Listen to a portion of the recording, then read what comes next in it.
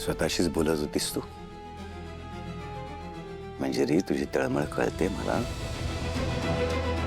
पण एवढा त्रास नको करून घे स्वतःला. दादासाहेब, आपण मीराकडे असं काय वेगळं मागितलं?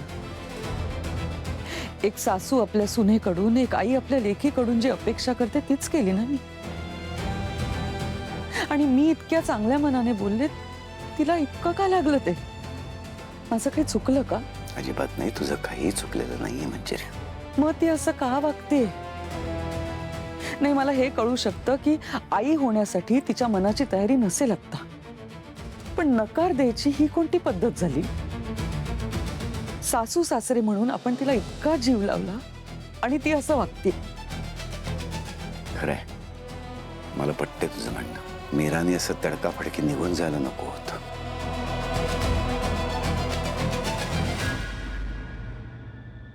दादा,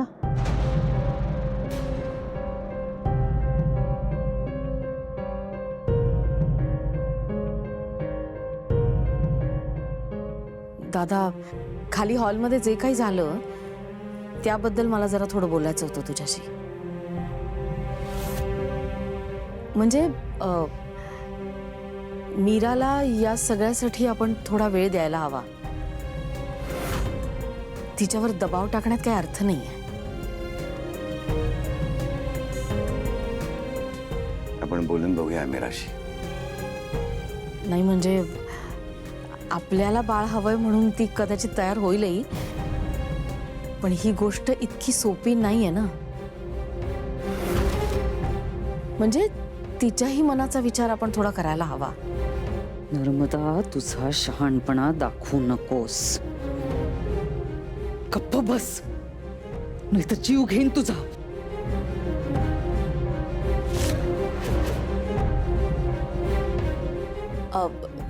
मी काही चुकीचं नाही ना बोलले दादा?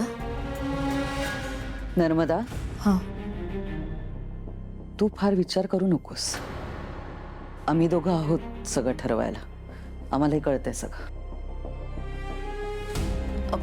वहिनी, मी फक्त त्यापेक्षा तू मीराला जाऊन समजवायला हवंस की एका स्त्रीचा जन्म आई होण्यासाठीच झालेला आहे. मला माहिती आहे, मला खात्री आहे, मीराला मूल होणार आणि मुलगीच होणार. म्हणजे म्हणजे म्हणजे आपण सगळ्यांनी मिळून मीराचं मन वळवायला हवं. वेदालाही बहीण मिळेल ना म्हणून.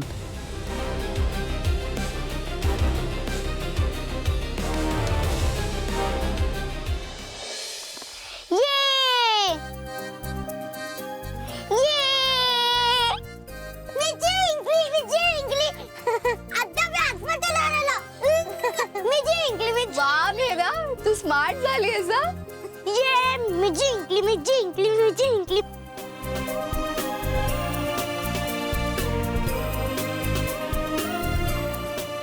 वेदा, बस झालं आता, मी ठेवून देते. आत्या, तू थांब ना. हे बघ, आई पण आली. आई, तू पण ये ना खेळायला. ये. चला. ये आई, बस. आई, आता तू बघ, मी आत्याला कशी हरवते. बघूया आपण.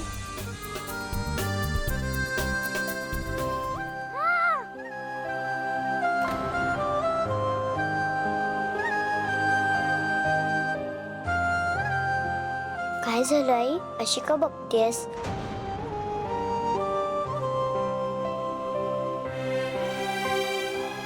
काही नाही बेटा. आई, तुला कोणी काय बोललं का?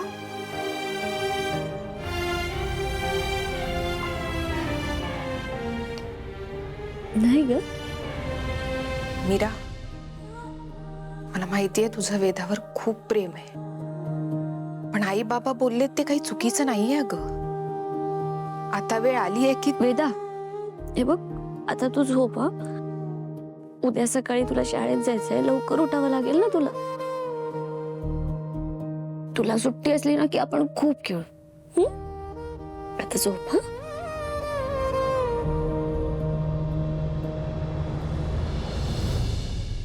मीरा ग था मीरा. आत्या काय झालंय आईला? कुठे काय? बाबाईशी भांडला का? वेदा, तू पुन्हा पुन्हा तोच विषय काढतेस हा? हे बघ, असं काहीच नाहीये.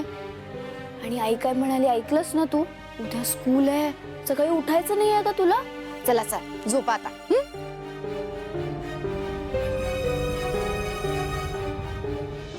मीरा थांब. मीरा मीरा थांब बघ. ताई मला या विषयावर कोणाशी काहीच बोलायचं नाहीये. नाही, तुला बोलावं लागेल. निदान मी वेदाची आई आहे म्हणून तरी माझ्याशी बोलावं लागेल. हे बघ, मला माहिती आहे आता तुझ्या मनात आईंबद्दल काय आहे, पण त्या जर बाळाचा विचार करत असतील त्यामागे काहीतरी चांगलं कारण असेल ग. असेल, माहित नाही. मीरा, आई होण्यात खूप मोठं सुख आहे. मी आताही एक आईच आहे. वेदा माझ्यासाठी पुरेशी आहे. हो, पण वेदाचं काय? तिला भावंडांचं प्रेम नको का मिळायला? मीरा, वेदासाठी तरी तुम्ही बाळाचा विचार करायला हवा ग. सांगितलं ना, वेदा असताना मी बाळाचा विचार करणार नाही. आणि जसं तू म्हणालीस, खरे, मी तिला 9 महिने पोटात वाढवलेलं नाहीये. मी तिला जन्म दिलेला नाहीये, पण मी माझ्या पोटच्या मुली इतकंच प्रेम करते तिच्यावर. मीरा, हे बघ, मला कळतंय माझ्या बोलण्याने तू दुखावली गेलीयस. आणि मला हेही माहितीये की तू वेदासाठी कुठलाही त्याग करू शकतेस. पण मीरा, माझं ठरलंय. मीरा मीरा, अगं तू माझं पूर्ण ऐकून तरी घेणार आहेस का? मला माहिती आहे की तुला मूल झाल्यावर तू वेदाला अंतर देणार नाहीस, माझी खात्री आहे अगं. पण मीरा, मलाही वाटायचं की वेदानंतर आपल्याला एक मुलगा व्हावा. मी आणि अथर्वने ठरवलं होतं अगं सेकंड चान्स घ्यायचं. पण मीरा, अथर्वची इच्छा असेल ना की त्यांना दुसरं मूल व्हावं? काही जर असं होतं तर आईसाहेबांच्या आधी वेदाचे बाबा माझ्याशी का नाही बोलले? आईसाहेबांनी असा अचानक का विषय काढला? देवी आई, कसं समजावू मी या मुलीला?